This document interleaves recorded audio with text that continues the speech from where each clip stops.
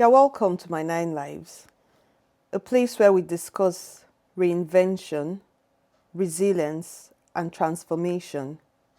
A safe space where we share our stories of failure, of triumph, and of rising again. Where we acknowledge that it is okay not to be okay. I am your host, Amaka Lawton. My guest today is my sibling, Dr. Ukachi Ukachukwu. It is often said that medicine is a practice, but for Dr. Ukachi, medicine is a revolution. Today she will be discussing with us about courage, the courage and resilience she had to show as an African woman, owning her space and practicing medicine in another culture, in another language, Germany. You're welcome, Dr. Ukachi. Thank you so much. Or should I say Uka? Uka. It feels more comfortable. I want you to look back growing up as a girl child in Africa, in our family. What aspects of that childhood gave you the courage and the decision? What helped shape that decision to study medicine? Actually, I never had a decision to study medicine, if I have to be honest. I just knew that I had to go to university because it was kind of like mandatory in our family to go to university. And I was a science student. I remember not knowing really what I wanted to do with science at the end of the day. When I was leaving secondary school towards the end, I remember talking with Mama, and I told her I wanted to be a nurse. And she looked at me and she was like, "You, a nurse? You can't do that." I was like, "Why?" She said, "The nurses do the hard work. They clean the wounds, they change the bed reading people, they carry them, give them pans to do their private business, and they clean it up." And she was like, "It's not you. You can't do that. You will not do that." And I was like, "Okay, what should I now do?"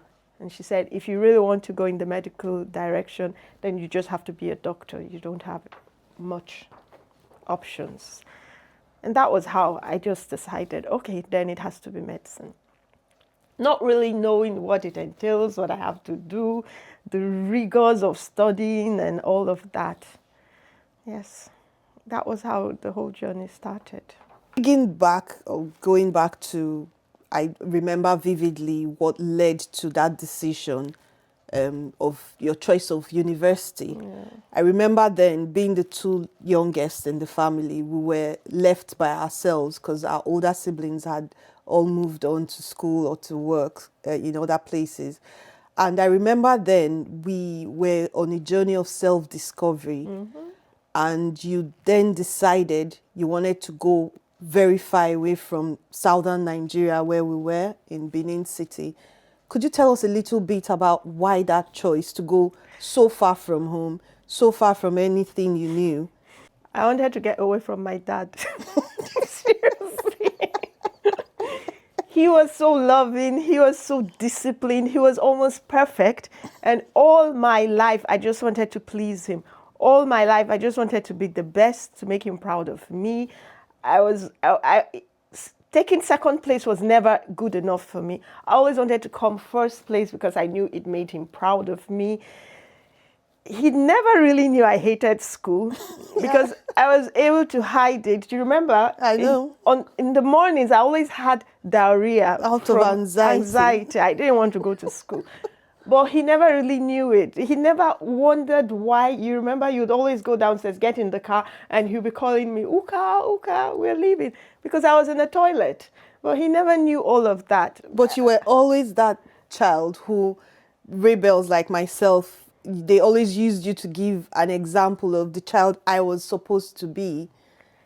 And Yeah. It's ironic, he didn't know the struggle to be that perfect child he saw. Yes, because I felt it was my duty to be that perfect child for him. It was my duty to please him.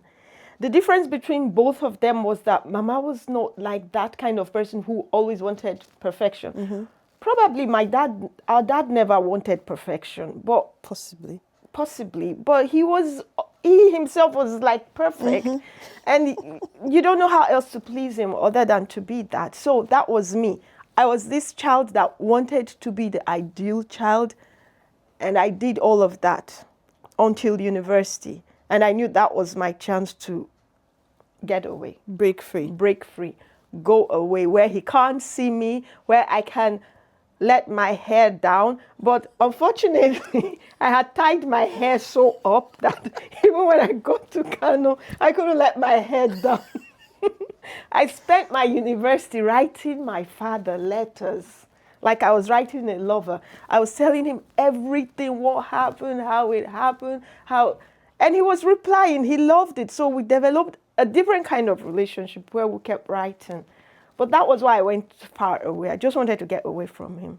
To look at that, and this is why the podcast invariably was called My 9 Lives, because we've always shared that joke that our lives, we've always started a new chapter of our lives. We've always like closed one chapter and started another chapter. Now, from your journey in Kano, which is so far away from Benin where we were growing up, to Germany, which is almost like reflective of the same thing, how did you go through that resistance of being a Nigerian, speaking English, an African woman, trying to get your medical license? Because by the time you got to Germany, you were already a doctor. However, you couldn't practice. Share with us the courage behind that move. I think that courage, I built it in Kano, where I went to university. Because when I got to Kano, it's amazing how Nigeria is. You would think, okay, it's the same country. But you get there and you realize it's not the same country. It's totally different. And I was then the only Christian in my class. And they had all these unrest, riots, Fridays, you are not safe. So I started wearing hijab predominantly. So that was where I realized that I could reinvent myself to survive. So I remember the first time I went to Kano, I just came up with the name Zainab. They asked me and I'm like, Zainab. One day I was walking and somebody was screaming, Zainab, Zainab, Zainab. And I didn't answer. I forgot it was my name. And when I caught up with me, I was like, I've been calling you, you're not answering. I was like, huh? You called me? He said, yeah, I've been screaming Zainab. I looked at him, I wanted to tell him Zainab is not my name. Then it occurred to me that it's a persona that I have built. I have this new life and I have to live it. So eventually a lot of them got to know my name. It's not really Zainab, but still they were kind of like confused. They didn't really know me because I had to be this Fulani girl to survive. So that was how I learned to survive in Kano. And I knew that as long as I'm this Fulani girl that wears hijabs when I'm leaving the campus or even on Fridays, nothing will happen to me. I'm safe. And I survived it that way. And also I had to pick the Hausa language. Fast forward to our decision to move to Abuja. And then we moved to Abuja. And that was a whole new life. That was just us surviving on our own. We had to get our first jobs, get our apartment and we survived it, you know. The more you survive, you move to the next level on your own, and it's always something new. It's not like we're moving to somewhere new and we're taking something from where. Probably we're taking something from where we are coming from psychologically without knowing it. I think that initial journey always remains with you. Yeah. It's all, and even though it's my 9 lives, but it's all 9 lives rolled in one. That's true. Because it's all a part of a complete painting that is us, the women we are today. Yeah. It is that little triumphs, courageous moves, resilience that weaves itself into the fabric of who we really are today. That's true. Beneath it all is the discipline we got at home. Yes.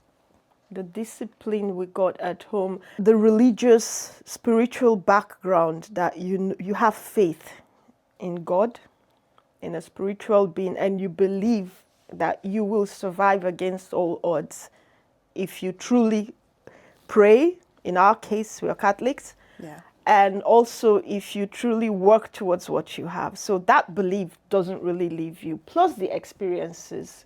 Each time you triumph, each time you win, you have more faith in yourself that you can replicate these successes wherever you are.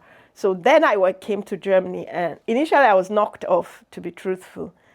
I got to a place, as at the time I was leaving Nigeria, I was the medical officer in the office of the Chief of Army Staff. I was traveling around the world. I was doing whatever I could do, however I wanted to do it. I was like living the life. And then I got to Germany. I couldn't even understand a word. They'll be talking and I'll be like, it's like being deaf, but you're hearing sounds, but you're not making sense out of the sounds because you don't understand the word. That was when I knew that I had to learn another language. And I'm not a language person. Even the Hausa language I learned, it was more or less medical vocabularies. Yeah. And now I had to learn everyday language.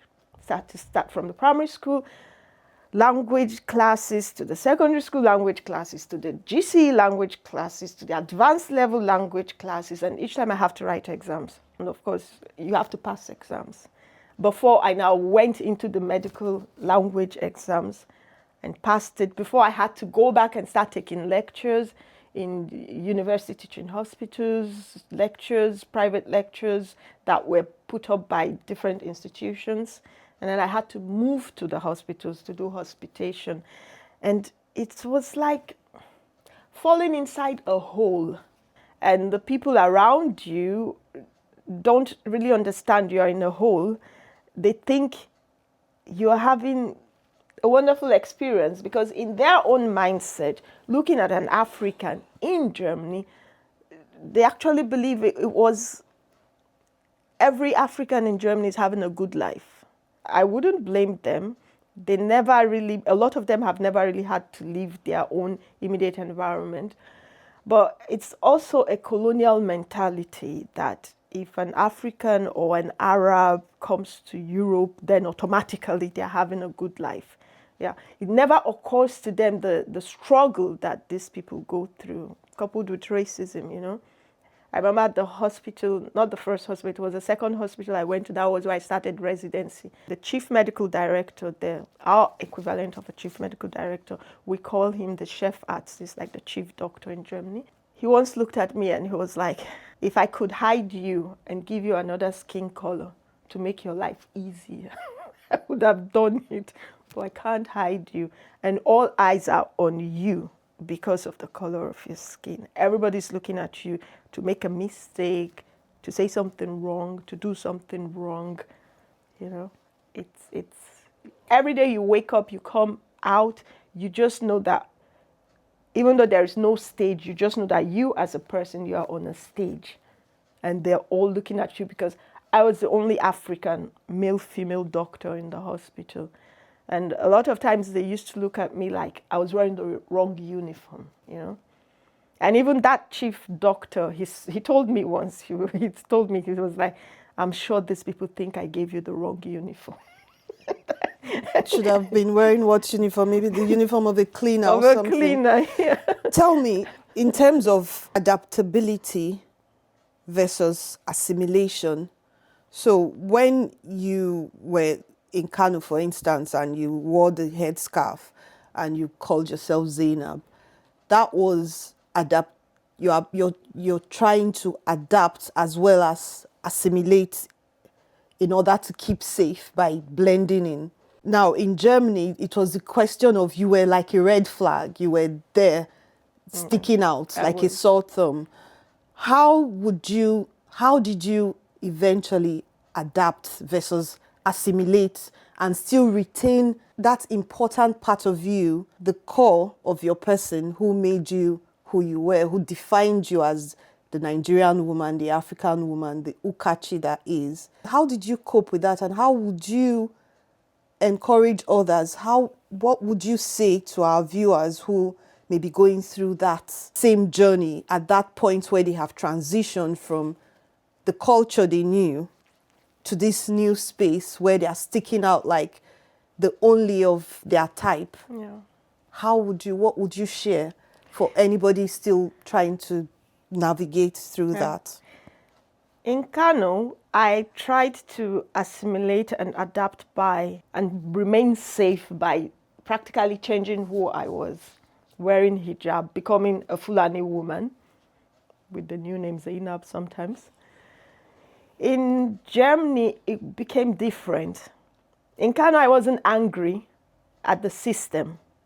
In Kano, I was seeing it like, okay, this is also Nigeria. I am still a Nigerian. This is another aspect of Nigeria. There is a lot of insecurity around me. I want to be safe while I adapt. In Germany, I kind of like got angry.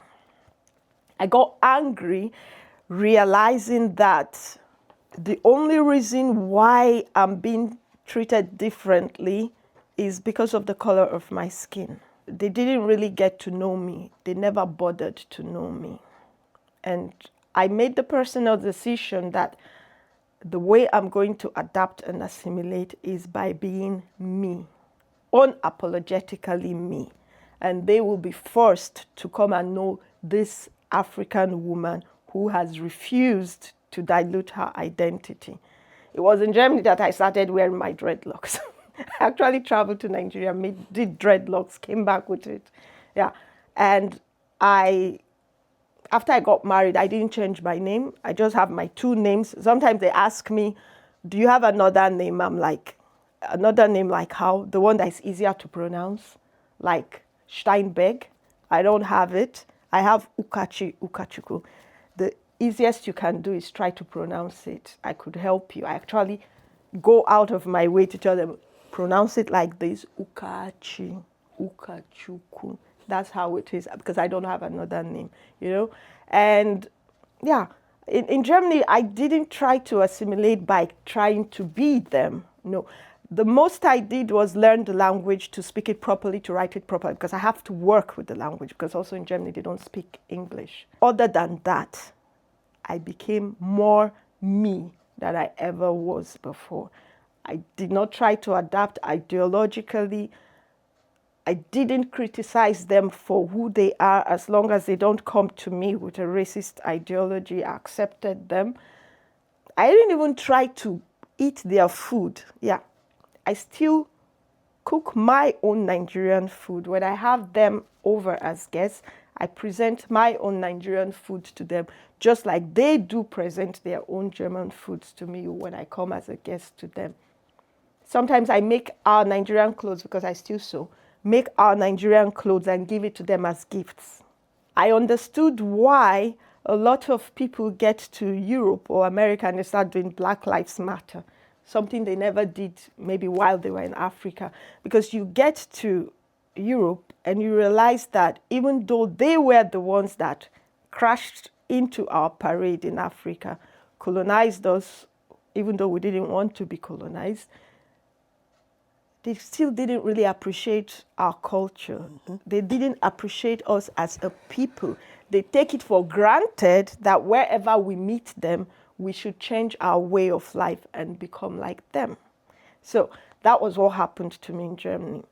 I became me. I became more me. I just became more me there. I didn't try to dilute myself to make myself acceptable. And that didn't stop you from having found home where you were in Germany, finding your own group of people who were your own tribe, even though they were Germans and all that, even though they weren't all Africans. You being unapologetically yourself and true to yourself then helped you to introduce yourself properly to the Germans who wanted to meet you as Ukachi, and who have become friends with you as Ukachi, not as something else, a diluted version that was meant to suit their requirements. They come to me with curiosity, with respect, with interest, and sometimes with humility. I see it in them because they are amazed. There are lots of African women who got to Germany and felt that the way to belong is trying to be like them. Losing themselves, yeah. And I think Germans can see through that. If I were them, I would see through that. If I were them, I wouldn't also have respect for such an African.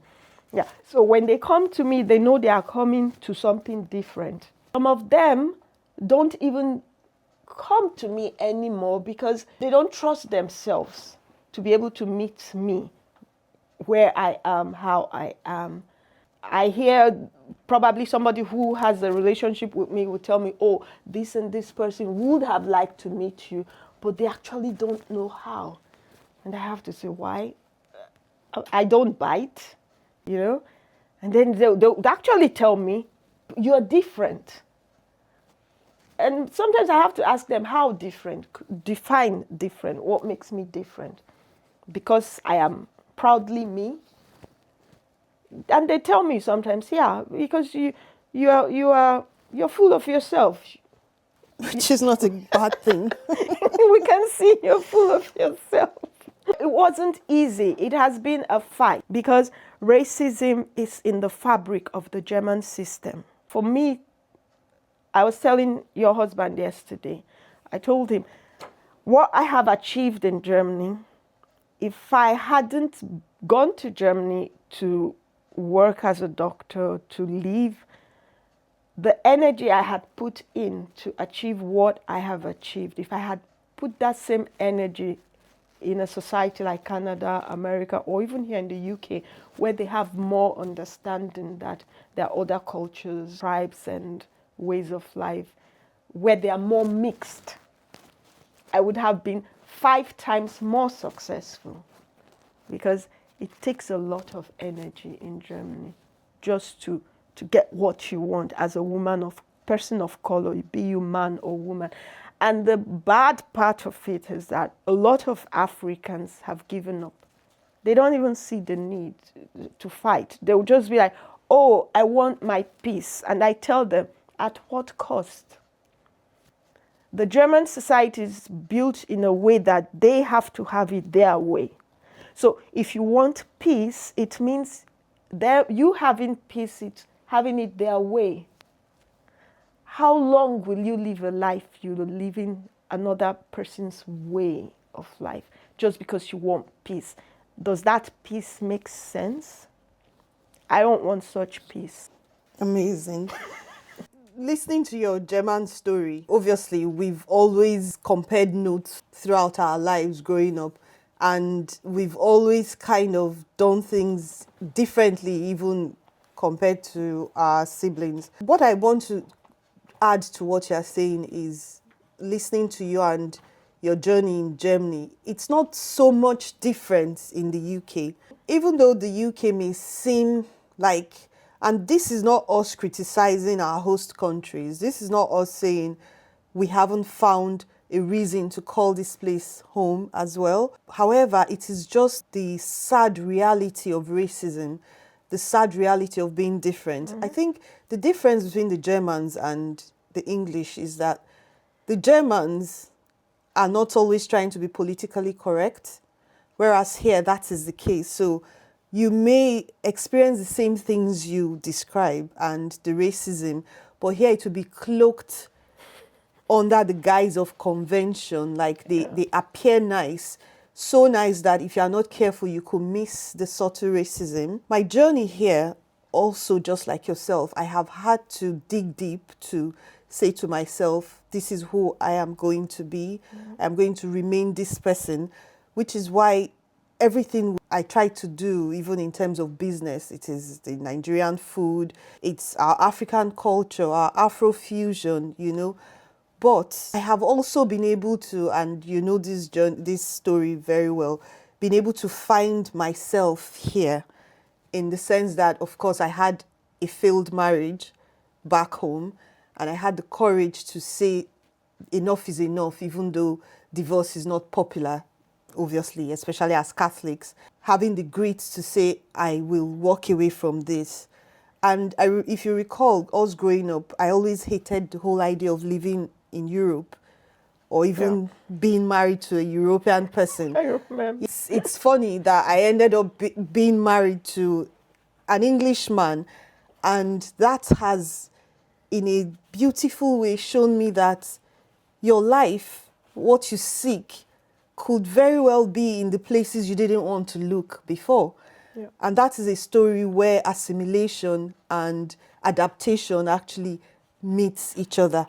and having the courage to start all over again. There's something you said failed marriage. I refuse to use this term failed Right. marriage, because if two people come together and get married thinking they were going to spend their life together forever, and along the line they realize that no, this will not be the case, because we are not those kind of people that spend their lives together.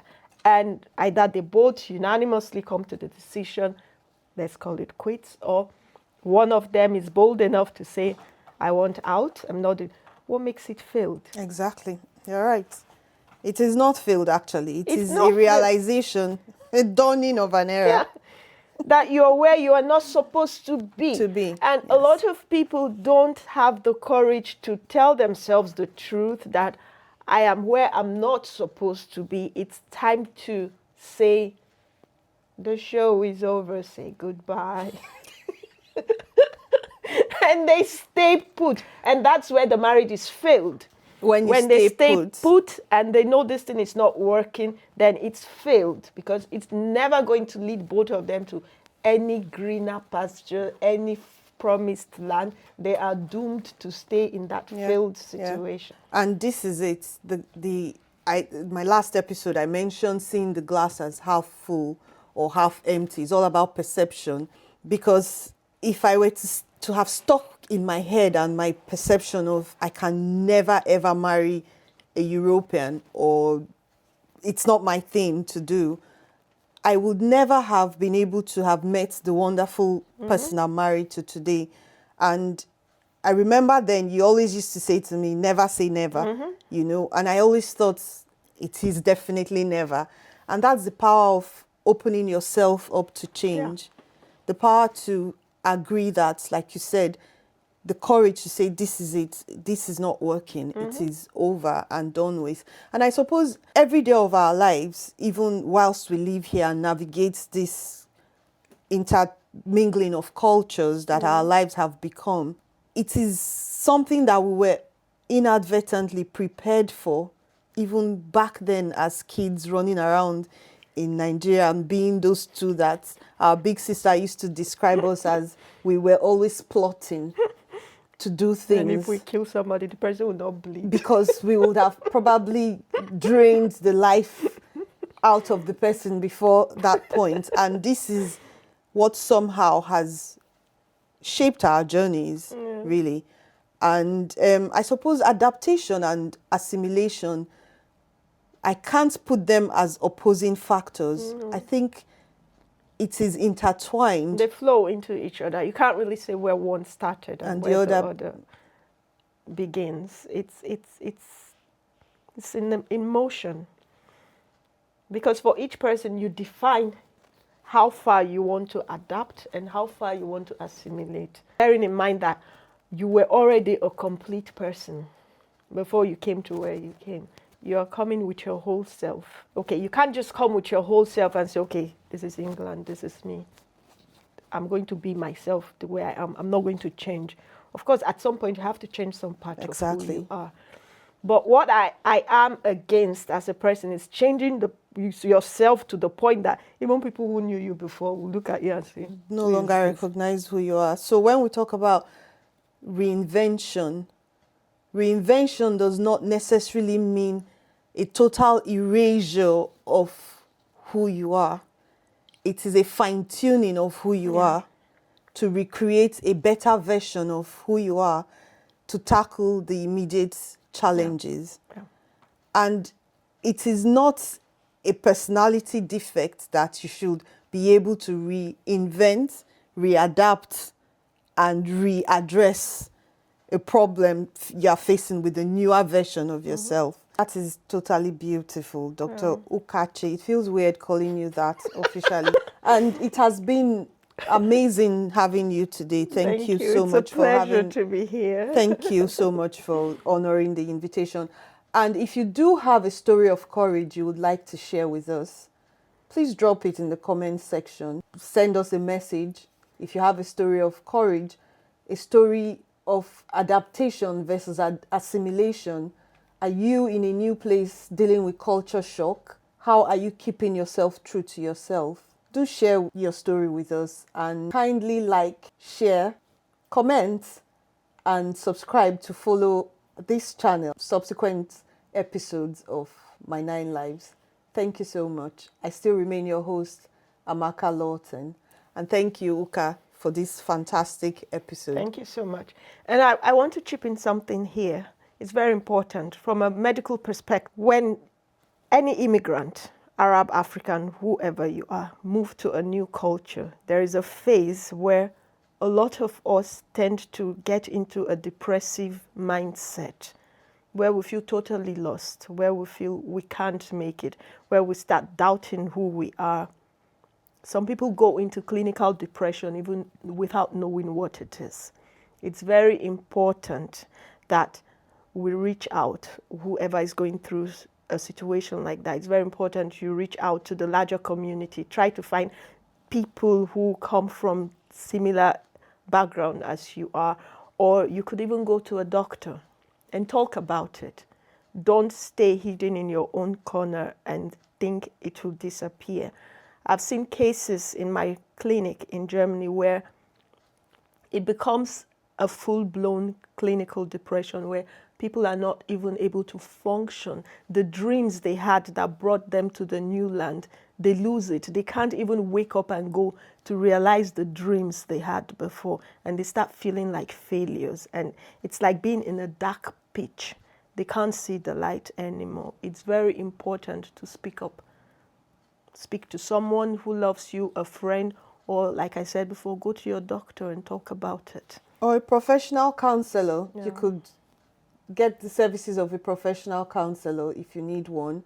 And at the Alpha Omega WPS Foundation, for those of us who are local to Cheshire in England, Crewe specifically, we offer free services, free counseling services. If you visit our website, www.alphaomegawpsfoundation, and drop us a line, we could schedule for you to meet one of our free counselors if you are going through what Ukachi has described here. So thank you, and thanks for having me.